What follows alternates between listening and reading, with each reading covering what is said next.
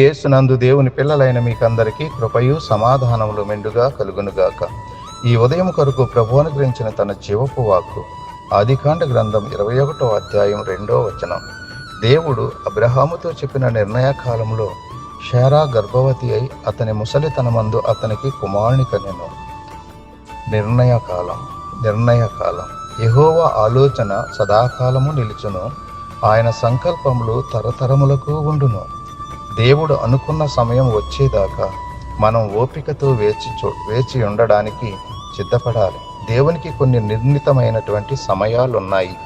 అవి అబ్రహాము శారాల విషయంలో నెరవేరాయి, నీ విషయంలో నా విషయంలో కూడా నెరవేరుతాయి. మాట ఇచ్చిన దేవుడు నమ్మదగిన దేవుడు, మాట ఇచ్చిన దేవుడు మాట తప్పని దేవుడు. వాగ్దానం నెరవేరడానికి ఇంకా కేవలం కొద్ది సమయం మాత్రం ఉండగా మన సహనాన్ని కాపాడుకుంటూ ఆయన కృపను పొందుదుముగా.